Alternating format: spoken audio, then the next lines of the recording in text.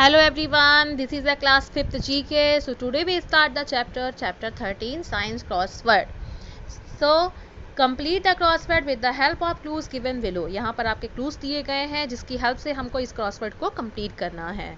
तो स्टूडेंट्स यहाँ red colour में आपका डाउन दिया है और ब्लू कलर से आपका अक्रॉस दिया है. एरो भी शो कर रहा है कि डाउन मतलब नीचे की तरफ, अक्रॉस मतलब सीधे. तो आपका फर्स्ट नंबर है a scale use to measure the magnitude of an earthquake. तो इसमें आपका होगा रिचर्ड स्केल. ठीक है, फर्स्ट नंबर में आपका रिचर्ड स्केल होगा, यानी ऐसी स्केल जिसका यूज़ हम अर्थक्वेक के मैग्नीट्यूड को मेजर करने के लिए करते हैं, उसको रिचर्ड स्केल कहा जाता है. सेकंड नंबर आपका the study of nature and properties of matter and energy. इसमें आपका होगा फिजिक्स, यानी कि साइंस की ऐसी ब्रांच जिसमें हम मैटर और एनर्जी की प्रॉपर्टी और नेचर के बारे में पढ़ते हैं, उसको हम फिजिक्स कहते हैं. थर्ड नंबर आपका अक्रॉस में दिया है a rock mainly use to manufacture aluminium. ऐसा पत्थर, ऐसी चट्टान जिसका यूज़ हम एल्यूमिनियम को बनाने में करते हैं, उसको बक्साइट कहा जाता है. आप देखिए बक्साइट जो है आपका थोड़ा सा उसमें कॉलम कम है, तो आप थोड़ा एक्स्ट्रा कॉलम बना के उसको एडजस्ट कर दीजिएगा.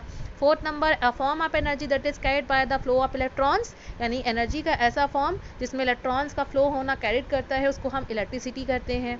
तो फोर्थ नंबर में आपका इलेक्ट्रिसिटी होगा. Fifth number the line at which the earth surface and sky appear to meet, उसको कहा जाएगा horizon.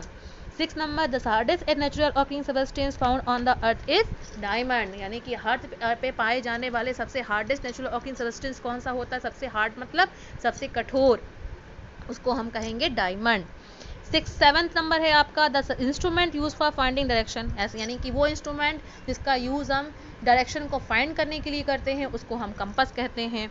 Eight number the process by which common salt is obtain from sea water is called the evaporation. Eight number में आपका evaporation होगा, मतलब वो process जिसमें हम सी वाटर को इवापोरेट मतलब भाप की तरह उड़ने, यानी जिसमें पानी क्या होता है भाप बन के उड़ जाता है और नमक रह जाता है, उसको हम इवापोरेशन कहते हैं. Ninth number the gas use for the extinguish fire, यानी ऐसी गैस जिसका यूज़ हम फायर को बुझाने के लिए करते हैं, उसको हम कार्बन डाइऑक्साइड कहते हैं. 10th number the decayed organic material used for as a fertiliser for the growing plant is called the compost, यानी कि ऐसा डिकेड ऑर्गेनिक मटेरियल जो सड़े गड़े पत्ते होते हैं वेजिटेबल और फ्रूट्स के पील्स होते हैं, उसको इकट्ठा करके पिट में कंपोस्ट बनाया जाता है, उसको हम कंपोस्ट कहते हैं. अब आपका 14 चैप्टर आता है इन्वेंटर्स एंड इन्वेंशन. इन्वेंटर मतलब होता है आविष्कारक और इन्वेंशन मीन्स होता है आविष्कार. तो यहाँ पर आपको दो डेफिनेशन मिलेंगी, इन्वेंशन और इन्वेंटर. तो पहले आइए हम जानते हैं कि इन्वेंशन क्या होता है. What is the invention? A invention is a unique method or object produced through the process of imagination and experience. Invention एक ऐसी process, unique method होती है जिसमें ऑब्जेक्ट को इमेजिनेट करके और एक्सपीरियंस के थ्रू हम नया आविष्कार करते हैं. इन्वेंशन मतलब आविष्कार. जैसे कहते हैं ना, आवश्यकता ही आविष्कार की जननी होती है. जब हमें किसी चीज़ की आवश्यकता होती है, नीड होती है, तो उसकी हम इन्वेंशन करते हैं. हमें इलेक्ट्रिसिटी की नीड हुई, हमने इलेक्ट्रिसिटी का यूज़ बनाया. हमें बल्ब की नीड हुई, बल्ब हमने बनाया. टेलीफोन की नीड हुई, टेलीफोन का इन्वेंशन हुआ. तो इस तरह से हमारे आसपास की ऐसी बहुत सारी चीज़ें हैं जब हमको नीड होती गई, साइंटिस्ट उसका इन्वेंशन करते गए. और ये इन्वेंशन कैसे होता है, उनके इमेजिनेशन और एक्सपीरियंस थे. तो आपका पहला यहाँ पर डेफिनेशन बनता है व्हाट इज इन्वेंशन. तो आप इसको an invention is a unique method और object produce through the process of imagination and experience, यहाँ तक लिख सकते हैं. फिर आपका सेकंड आता है इन्वेंटर. इन्वेंटर मतलब होता है आविष्कारक, यानी आविष्कारक वो होता है जो इन्वेंशन करता है. One who make an invention, यानी कि जो इन्वेंशन करता है, आविष्कार करता है, उसको आविष्कारक कहा जाता है, यानी कि इन्वेंटर कहा जाता है.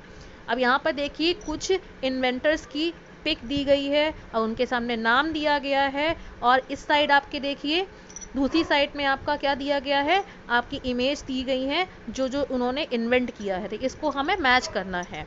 तो फर्स्ट नंबर में आपका है पर्सी स्पेंसर. पर्सी स्पेंसर कौन थे? इन्होंने इन्वेंटेड एन अप्लायंसेस, इन्होंने एक अप्लायंसेस को क्या किया था, इन्वेंट किया था. That cook food by the means of microwave, जिसको माइक्रोवेव कहा जाता है. अब इसको हम क्या करेंगे, फर्स्ट नंबर को ई नंबर से हम मैच कर देंगे जहां माइक्रोवेव लिखा हुआ है. सेकंड नंबर है आपका रोडोल्फ डीजल.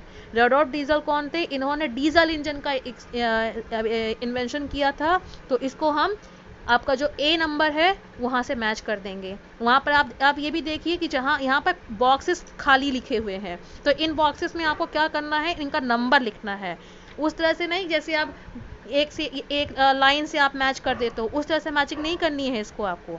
आप देखिए कि जो आपके जहाँ पर बाइसिकल, रिवॉल्वर ये सब लिखा है, तो वहाँ पर बॉक्सेस लिखे हैं, तो उस बॉक्सेस में जैसे कि फर्स्ट नंबर है आपका, फर्स्ट नंबर में होगा, फर्स्ट नंबर के जैसे फर्स्ट नंबर आपका ई नंबर में है, तो ई नंबर में आपका वहाँ बॉक्स छूटा हुआ है, तो वहाँ पे आप 1 नंबर डालेंगे। सेकंड नंबर आपका रेडॉल्फ डीजल है, तो डीजल इंजन के बगल में आपका बॉक्स दिया है, वहाँ पर आप सेकंड नंबर डालेंगे, जैसे कि इसमें बुक में मैंने फिल किया है। थर्ड नंबर है Kirkpatrick Macmillan, invented a pedal driven vehicle that consist of 2 wheels attached to a frame. Kirkpatrick Macmillan ने क्या किया था, बाइसिकल का इन्वेंशन किया था। इन्होंने एक ऐसे पैडल ड्राइवन व्हीकल का इन्वेंशन किया था that consist of 2 wheels attached to a frame, जो जिसमें फ्रेम में 2 पहिए अटैच होते हैं। ठीक है, तो इसको आप किससे मैच करेंगे, बी नंबर से। बी नंबर में आपको यहाँ पर 3 लिखना है। फिर आता है काइलून। काइलून कौन थे, इन्वेंटेड अ थिन शीट, इन्होंने एक पतली शीट बनाई थी जो लकड़ी के पल्प का था, उसके गूदे का, use for writing and printing, जिसका यूज वो लिखने के लिए और प्रिंट करने के लिए करते थे। तो फोर्थ नंबर को हम कहाँ लिखेंगे, एफ में, पेपर, इन्होंने पेपर का इन्वेंशन किया था। फिफ्थ नंबर आता है इवेंगलिस्ट टोर्सिली, ये कौन थे, invented a device use to measure atmospheric pressure in a certain environment. इन्वेस्टियन टोर्सिली कौन थे, इन्होंने एक ऐसी डिवाइस का इन्वेंशन किया था जिससे हम अपने इन्वायरमेंट की एटमॉस्फेरिक प्रेशर को मेजर कर सकते हैं। तो इन्होंने क्या इन्वेंट किया था, बैरोमीटर। तो डी नंबर में हम क्या लिखेंगे, 5। तो इवेंगलिस्ट टोर्सिली ने क्या इन्वेंट किया था, बैरोमीटर को इन्वेंट किया था। फिर आपका 6 नंबर आता है Samuel Colt, invented a fire arm that can be fired multiple times without reloading, यानी इन्होंने एक ऐसे फायर आर्म का इन्वेंशन किया था जिसको हम बिना लोडी किए फायरिंग कर सकते थे, यानी कि रिवॉल्वर का। तो सी नंबर में रिवॉल्वर होगा। तो स्टूडेंट आपको जो 13 लेसन और 14 लेसन है, 13 लेसन में ज़रूरी नहीं है कि क्रॉसवर्ड ही बना के दे, जो आपके क्लूज दिए गए हैं उसको हम 1 वर्ड के रूप में, या तो ट्रू फॉल्स के रूप में, या फिर आपको match fill in the blanks के रूप में भी दिया जा सकता है। और जो आपका 14 लेसन मैच द कॉलम के रूप में, तो ज़रूरी नहीं है कि आपको मैच करने के लिए आएगा, इसमें आपको साइंटिस्टों का नाम भी याद करना है और उन्होंने क्या इन्वेंट किया है, आप इस तरह से भर लेंगे जैसे मैंने अपनी बुक में भरा हुआ है, इस तरह से आप फिल करेंगे और फिर उसको क्या करेंगे, आप लर्न करेंगे। ऐसा नहीं है, दोनों साइड आपको लर्न करना है। एफ नंबर में आपको क्या भरना है, सैमुअल कोल्ट में, यहाँ पर जो एफ नंबर पेपर है तो वहाँ पर आप 4 नंबर भर लीजिएगा। ठीक है, अब आता है चैप्टर 15, हमारा लास्ट चैप्टर है, रोबोट्स एट वर्क। रोबोट्स क्या होते हैं, रोबोट मशीनी चीज़ होती है ना, एक ऐसी मशीन जो हमारे कमांड पे काम करती है। तो यहाँ पर सबसे पहले रोबोट की डेफिनेशन दी गई है, उसको देखेंगे। A robot is a machine that work by itself without human help, यानी कि रोबोट एक ऐसी मशीन होती है जो खुद सारा काम करती है बिना ह्यूमन हेल्प के। ठीक है, it work according to a preset program, ये कैसे काम करती है, इसमें क्या होता है, पहले से ही प्रीसेट प्रोग्राम होते हैं, उसी के अकॉर्डिंग ये पूरा काम करती है। Let us know about some functions robot perform, तो यहाँ पर चलिए हम कुछ फंक्शंस जो होते हैं रोबोट के द्वारा परफॉर्म किए जाते हैं उसको हम पढ़ते हैं। पहली बात स्टूडेंट, आपको यहाँ पर रोबोट की डेफिनेशन को लर्न करना है। व्हाट इज़ द रोबोट, या right about the robot. Short note में भी आपको आ सकता है लिखने के लिए, तो आप लिखोगे a robot is a machine that work by itself without human help, it works accordingly to a preset programme.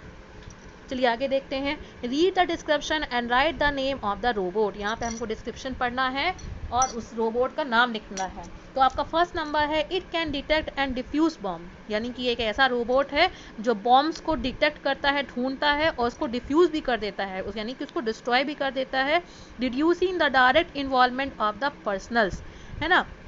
तो यहाँ पर ये कहा कि रोबोट का नाम क्या है, दक्ष रोबोट नाम होगा इसका। फिर सेकंड नंबर है, it can interact with customers and answer bank related queries, ये कस्टमर से इंटरेक्ट करता है, मिलता है और बैंक से जुड़ी हुई जितनी भी इंक्वायरीज होती हैं उसको ये सॉल्व करता है। इसका नाम है ईरा 2.0 रोबोट।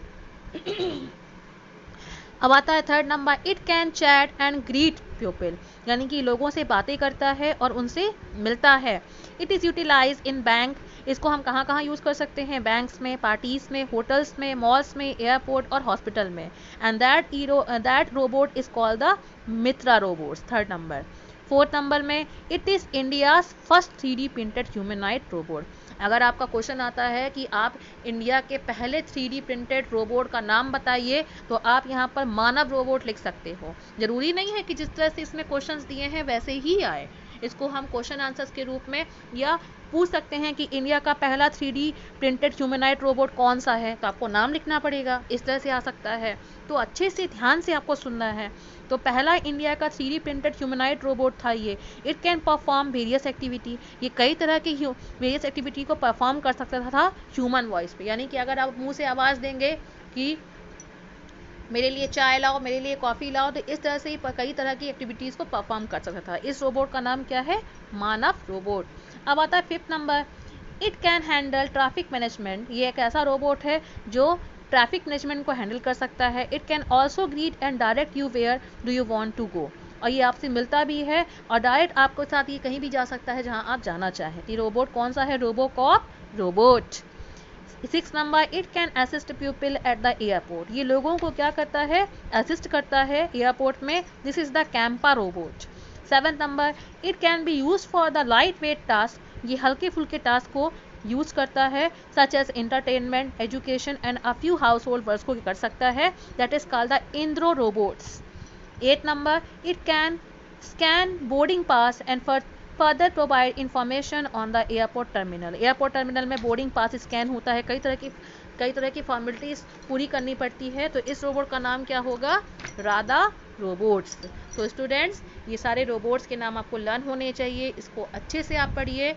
आपका 13 लेसन भी कंप्लीट हो गया है, 14 भी और साथ में 15 भी। तो कुल मिला के आपका क्वार्टरली सिलेबस कंप्लीट हो गया है।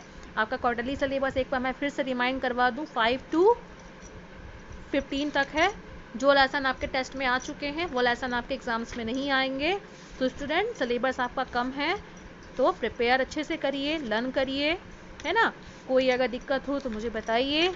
लर्न, राइट ऑल्सो, डेफिनेशंस को अच्छे से लर्न करिए। जो मैंने बोला है उसको अच्छे से सुनिए और बुक को कम्प्लीटली फिल करिएगा।